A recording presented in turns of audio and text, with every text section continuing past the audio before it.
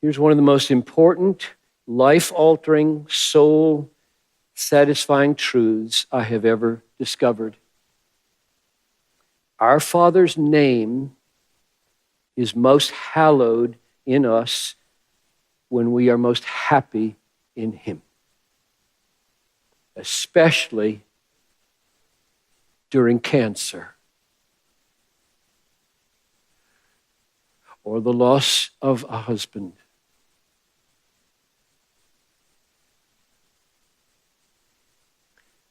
or the flooding of our house. Our Father is most glorified in us when we are most satisfied in Him. When God adopts us into His family,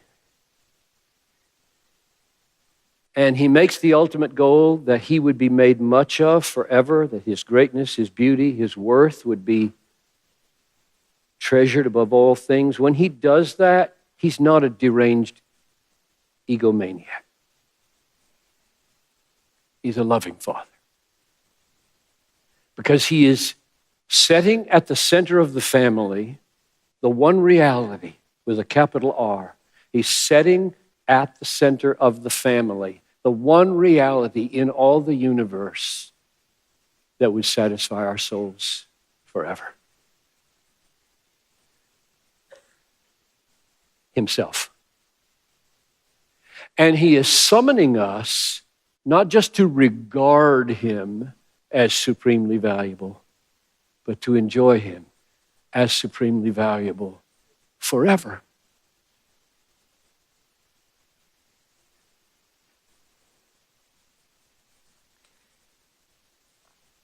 Our Father in heaven seeks the hallowing of His name because that hallowing happens through our being happy in Him. In Him.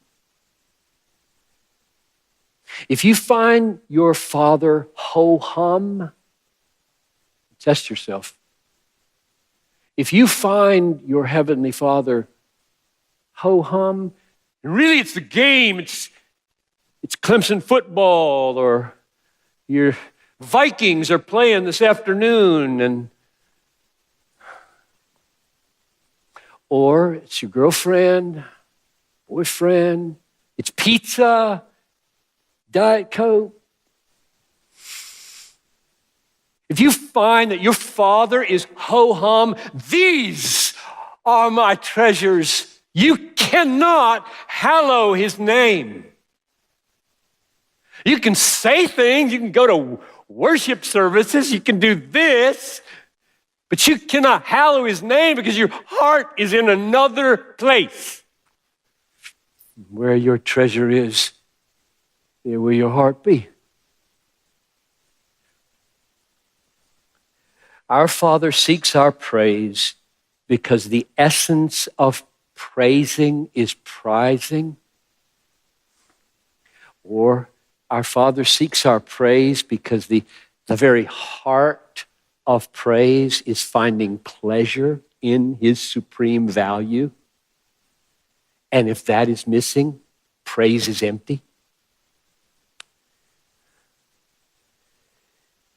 The ultimate aim of your adoption into God's family through Christ is His glory through your gladness in Him. Say it again, because that's the main point of the message.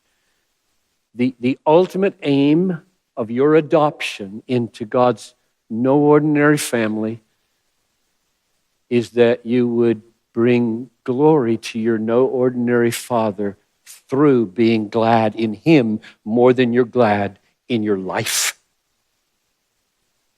or anything in it.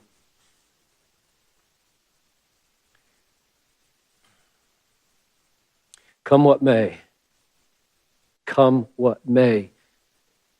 Because that gladness is the only soul-satisfying gladness in the world that lasts forever and is full. If you lose everything, let goods and kindred go, this mortal life also, the body they may kill, God's truth, God's value, God's beauty, God's worth, abideth still. His kingdom is forever. God is still God. He's still my Father. Not one bird falls to the ground apart from your Father's will. The hairs of your head are all numbered. If I die, I die. If I live, I live. God never changes. His value never changes. His worth and beauty and all satisfying centrality never changes. Live or die, I'm satisfied. That's what it means to be a Christian, to hallow his name above all things.